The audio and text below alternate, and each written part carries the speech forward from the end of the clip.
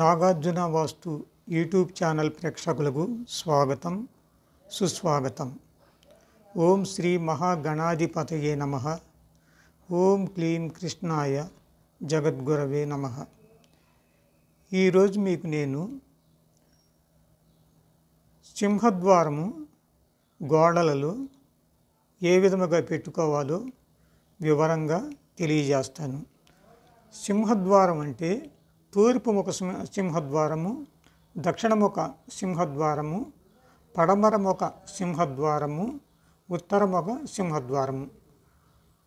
తూర్పు ముఖ సింహద్వారము అంటే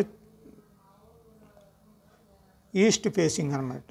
ఇది తూర్పు. ఇది ఒక ఇల్లు. ఇంటి గోడలకు సింహద్వారము ఏ విధంగా పెట్టుకోవాలో తెలియజేస్తాను. మొట్టమొదటి మీకు తూర్పు ఫేసింగ్ అంటే ఈస్ట్ ఫేసింగ్ అంటే తూర్పు ముఖద్వారం అంటే ఇటు తూర్పు. ఈ తూర్పు ఈ గోడకి సింహద్వారము ఎక్కడ పెట్టాలి, కరెక్ట్ ప్లేస్ ఏమిటి అనేది అందరూ తెలుసుకోవాలి. తూర్పు సింహద్వారము అనేది నేను ప్రదక్షిణ మార్గంలో మీకు తెలియజేస్తాను. అంటే క్లాక్ వైజ్ డైరెక్షన్లో ఈ విధంగా క్లాక్ వైజ్ డైరెక్షన్లో అన్ని దిక్కులకు సింహద్వారము ఏ విధముగా పెట్టాలో మీకు తెలియజేస్తాను. ఇప్పుడు ఇది తూర్పు ఫేసింగ్ హౌస్ అంటే ఈస్ట్ ఫేసింగ్ అంటే తూర్పు ఇటు దక్షిణం సౌత్, దక్షిణం ఇటు పడమర ఫేసింగ్, ఇటు ఉత్తరం అంటే నార్త్ ఫేసింగ్. ఈ 4 ఫేసుల సింహద్వారాలు ఏ విధంగా ఉండాలో మీకు నేను వివరంగా తెలియజేస్తాను. ఈ మొట్టమొదటి తూర్పు ఫేసింగ్ సింహద్వారం అంటే దీనిని ఈ గోడని ఫస్ట్ ఇంటి యొక్క గోడ మొట్టమొదటి వచ్చే గోడ సింహద్వారం పెట్టడానికి అనువుగా పెట్టాలి. ఫస్ట్ మొట్టమొదటి వచ్చిన గోడకి మొట్టమొదటి వరండా వస్తే వరండాకి అక్కర్లా, వరండా తర్వాత వచ్చే గది సింహద్వారం పెట్టాలి. వరండా లేని పక్షంలో మొట్టమొదటి గోడకి సింహద్వారం పెట్టుకోవచ్చు. ఇది తూర్పు, ఈ డైరెక్షన్ తూర్పు, ఇది ఇంటికి. ఈ గోడని ఈ తూర్పు గోడ అంటే తూర్పు ఫేసింగ్ హౌస్ అంటే రోడ్డు ఇక్కడ అలా ఉంటుంది. తూర్పులో రోడ్డు ఈ విధంగా ఉంటే రోడ్డు ఉంటే ఇది తూర్పు ఫేసింగ్ అంటే తూర్పు ద్వారం అవుతుంది అన్నమాట. దీనికి సింహద్వారం ఇప్పుడు ఇది ఈశాన్య కోణం నుంచి మొదలుపెట్టుకోవాలి. ఇది ఈశాన్యం అంటే తూర్పు ఉత్తరము మధ్యలో ఉండే కార్నర్ అంటే ఈ కోణము ఈశాన్య కోణం అంటే నార్త్ ఈస్ట్ యాంగిల్ అవుతుంది అనమాట. నార్త్ ఈస్ట్ కార్నర్ ఇది అంటే ఈశాన్యం. ఈ ఈశాన్య కోణం నుంచి ఇట్లా మొదలుపెట్టుకొని నేను తెలియజేస్తాను. ఈశాన్య కోణము నుంచి ఇది ఆగ్నేయం ఆ కోణం వరకు ఎక్కడి వరకు 8 భాగాలు చేయాలి. ఈ గోడని 8 సమాన భాగాలు చేయాలి. ఇది 1, ఇది 2, ఇది 3, ఇది 4, ఇది 4వ భాగం, ఇది 5, 6, 7, 8 ఇలా 8 భాగాలు చేసినప్పుడు సింహద్వారం అనేది ఈ 1వ స్థానంలో కనుక పెడితే ఇంటి యజమాని మరణం సంభవించుద్ది. అందుకని ఈ 1వ స్థానం ఇక్కడి నుంచి ఇంతవరకు 1వ స్థానం, దీనిలో సింహద్వారం పడకూడదు. ఇక 2 ఇక్కడ నుంచి ఇంతవరకు రెండో పార్ట్ అన్నమాట. తూర్పు గోడలో ఇది 2వ భాగం. ఈ 2వ భాగంలో సింహద్వారం పెడితే దరిద్రం సంభవించుద్ది ఇంటికి, అందుకని పెట్టకూడదు. ఇక 3వ భాగం ఇక్కడి నుంచి ఇంతవరకు 3వ భాగం ఇది ధనప్రాప్తి కలిగించుద్ది. ఈ తూర్పు సింహద్వారానికి 3వ భాగం ధనప్రాప్తి కలిగించుద్ది. ఇది 4వ భాగం రాజపూజ్యత అంటే మంచి కీర్తి ప్రతిష్టలు కలుగుతాయి ఇంట్లో వారికి. ఇది 4వ భాగంలో పెడితే. ఇక 5వ భాగం అంటే ఇక్కడి నుంచి ఇంతవరకు ఇది 5. ఈ 5వ భాగం మహదైశ్వర్యం కలుగుద్ది. 5వ భాగం చాలా మంచిది. 4 రాజపూజ చాలా మంచిది. 3వ భాగం ధనప్రాప్తి. ఈ 3 భాగాలు తూర్పు సింహద్వారానికి అత్యంత శ్రేష్టములు. ఇక 6వ భాగం ఇక్కడి నుంచి ఇంతవరకు 6వ భాగంలో సింహద్వారం పెడితే ధనము దొంగల పాలవుట, అంటే ధనాన్ని కోల్పోతారు. ఇక 7వ భాగం ఇక్కడి నుంచి ఇంతవరకు 7వ భాగం తూర్పు గోడకి మితి లేని కోపం వస్తుంటుంది, వాళ్ళకి అత్యధిక కోపం కలిగి ఉంటారు 7వ భాగంలో సింహద్వారం వస్తే. ఇక 8వ భాగం ఇక్కడి నుంచి ఇంతవరకు ఈ 8వ భాగంలో సింహద్వారం పెడితే అనేక విధముల భయాందోళనలకు లోనవుతారు, అంటే భయాలు కలుగుతుంటాయి. ఆ ఇంట్లో వారందరికీ అనేక భయాందోళనలు కలుగుతూ ఉంటాయి. అందువల్ల 8వ భాగం కూడా మంచిది కాదు. అంటే ఈ తూర్పు సింహద్వారం పెట్టాలంటే 3వ భాగము, 4వ భాగము, 5వ భాగము ఈ 3 భాగాలలో సింహద్వారం పెట్టుకోవచ్చు. అంటే ఇక్కడి నుండి ఇంతవరకు ఈ మధ్య భాగంలో మాత్రమే సింహద్వారం పెట్టాలి. సింహద్వారం అంటే డబల్ డోర్ ఉండొచ్చు, అంటే 2 తలుపులు పెట్టుకుంటే ఎక్కువ మంచిది. సింగిల్ డోర్ కానీ డబల్ డోర్ ఉత్తమ ఫలితాలు ఇస్తుంది గృహవాస్తులు. అందువల్ల సింహద్వారం అనేది డబల్ డోరే పెట్టుకోండి. ఈ డబల్ డోర్ అనేది సింహద్వారం ఎక్కడ పెడతారంటే ఈ 3వ భాగం, ఈ 3వ భాగంలో కానీ 4వ భాగం, 5వ భాగం ఈ 3 భాగాలు మాత్రమే సింహద్వారానికి అనువైన ప్రదేశాలు, అనువైన స్థానాలు. ఈ 3 మంచి స్థానాలు. 3, 4, 5, 6 అంటే 8 భాగాలు చేసి సమాన భాగాలు చేసినప్పుడు 3వ భాగం ఈశాన్యం నుంచి ఈశాన్య కోణం నుంచి 3వ భాగము, 4వ భాగం, 5వ భాగం ఈ 3 భాగాల్లో సింహద్వారం అత్యంత శ్రేష్టం ఇది. ఇక నెక్స్ట్ దక్షిణ సింహద్వారం అంటే ఈ తూర్పు నుంచి క్లాక్ వైజ్ డైరెక్షన్లో వస్తున్నా తూర్పు నుంచి ఇటు దక్షిణానికి వస్తాం. ఈ దక్షిణ సింహద్వారం అనేది ఇది ఆగ్నేయం, అంటే సౌత్ ఈస్ట్ కార్నర్. తూర్పు దక్షిణం మధ్యలో ఉండే కార్నర్ ఇది ఆగ్నేయం అంటాం. దీన్నే సౌత్ ఈస్ట్ కార్నర్. ఈ ఆగ్నేయ కోణం నుండి లెక్కేయాలి. ఇది ఆగ్నేయ కోణం, ఇది 1 మొదటి భాగం దక్షిణంలో, ఇది 2వ భాగం,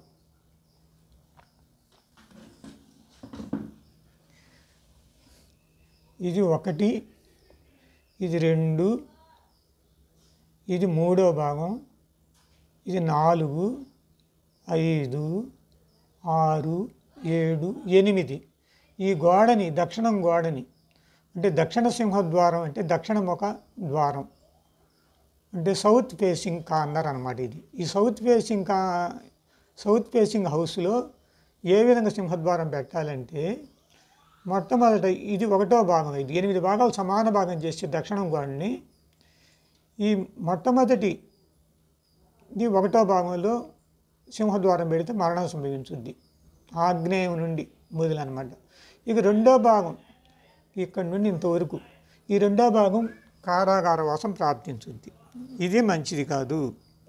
ఇక 3వ భాగము భయాందోళనకు గురవుతారు, ఇది 3వ భాగం ఇంతవరకు. ఇది 1వ భాగం ఇక్కడ నుండి ఇంతవరకు 2వ భాగం మంచిది కాదు, ఈ 1వ భాగం మంచిది కాదు, 2వ భాగం మంచిది కాదు, ఇది 3వ భాగం మంచిది కాదు. ఈ 4వ భాగము చాలా మంచిది, ధనలాభం కలుగుద్ది. దక్షిణ ముఖ ద్వారం అంటే దక్షిణ సింహద్వారం, దక్షిణ ముఖ సింహద్వారానికి అంటే సౌత్ ఫేసింగ్ హౌసులకి ఇది 4వ భాగం చాలా శ్రేష్టం అన్నమాట. తర్వాత 5వ భాగం ఇంతవరకు, ఈ 5వ భాగం సంపద అభివృద్ధి కలుగుద్ది. ఇక 6వ భాగం కూడా మంచిదే. ఈ 6వ భాగము ఎదురు లేకుండా ఉంటుంది, అంటే ప్రత్యర్థులు లేకుండా, శత్రు భయం లేకుండా, ఎదురు లేకుండా ఉంటుంది ఈ 6వ భాగం. 7వ భాగము ఇంతవరకు రోగ భయము. 8వ భాగము ధనబల నాశనం, అంటే ధనం కోల్పోతారు, బలాన్ని కోల్పోతారు. అందువల్ల 8వ భాగము చాలా అత్యంత చెడ్డది. అందుకని 8వ భాగం 7వ భాగం మంచి కావు. అంటే నైరుతి భాగంలో వచ్చాయి, దక్షిణ నైరుతి భాగంలో వచ్చే ఈ 2 భాగాల్లో ఎట్టి పరిస్థితుల్లో ద్వారాలు పెట్టకూడదు. అంటే దక్షిణం ఫేసింగ్ హౌస్లకి మొదటి 3 మంచివి కావు, 4వ భాగం మంచిది, ఐదో భాగం మంచిది, ఆరో భాగం మంచిది. ఇది ఆరో భాగం. ఈ ఈ భాగాలు మాత్రమే మంచిది. అంటే 4, 5, 6 అంటే దక్షిణం ఫేసింగ్ హౌస్లకి మధ్య ద్వారం అత్యంత శ్రేష్టం అని అర్థమవుతుంది మనకి. అంటే 3 భాగాలు ఇటు మంచివి కాదు. ఆగ్నేయ నుండి 4, 5, 6 ఈ 3 భాగాల్లో మాత్రమే ఇక్కడ నుండి ఇంతవరకు సింహద్వారం పెట్టుకోవచ్చు. ఈ గోడ మొత్తం ఇది. ఈ గోడలో 4వ భాగం, 5వ భాగం, 6వ భాగం ఈ 3 భాగాలు మాత్రమే సింహద్వారానికి అనువుగా ఉంటాయి, అత్యంత లాభదాయకంగా ఉంటాయి. అందువలన ఈ 3 ద్వారాలే మంచివి. 3 భాగాల్లో పెట్టుకోవచ్చు. అంటే 4వ భాగం, 5వ భాగం, 6వ భాగం ఈ భాగాలలో మాత్రమే సింహద్వారం పడాలి దక్షిణ ఫేసింగ్ హౌస్లకి. అంటే దక్షిణం ఒక ద్వారం గల ఇళ్లకు. ఇది దక్షిణం ఫేస్ గురించి. ఇక నెక్స్ట్ పడమర వచ్చేవరికల్లా దీన్ని నైరుతి మూల అంటే సౌత్ వెస్ట్ కార్నర్ అంటారు దీన్ని. ఈ నైరుతి మూల నుంచి లేక ఈ విధంగా కౌంటింగ్ చేయాలి. 8 భాగాలు చేయాలి ఈ పడమర గోడని. 8 భాగాలు చేసినప్పుడు సమాన భాగాలు 8 చేసి ఈ మొదటి భాగము అంటే నైరుతి నుండి అంటే పడమర నైరుతి అయింది. మొదటి భాగం మొదటి 2 భాగాలు పడమర నైరుతి. ఈ మొదటి భాగంలో ద్వారంగా పెడితే కుమారుల మరణం సంభవించుద్ది. ఈ రెండో భాగం అయితే శత్రువృద్ధి అంటే శత్రువులు అభివృద్ధి చెందుతారు, వాళ్ళకి శత్రువృద్ధి బాగా కలుగుద్ది. అందుకని మంచిది కాదు. ఈ 1వ భాగం 2వ భాగం మంచివి కావు. ఇక 3వ భాగంలో సింహద్వారం పెడితే లక్ష్మీ కటాక్ష ప్రాప్తి అంటే మంచి ధనభాగం కలుగుద్ది అన్నమాట. 4వది ధనాదాయ ప్రాప్తి. ఈ 4వ భాగం కూడా చాలా ఉత్తమ ఫలితాలు ఇచ్చుద్ది, ధనాదాయాన్ని కలిగించి. అంటే 3వ భాగము 4వ భాగము పడమర ఫేసింగ్ హౌస్లకి బాగా ధనప్రాప్తిని కలిగిస్తాయి.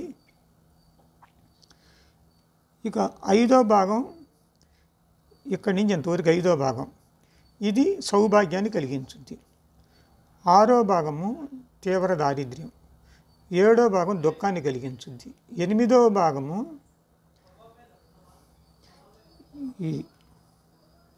ఇది 8వ భాగం ఇంతవరకు.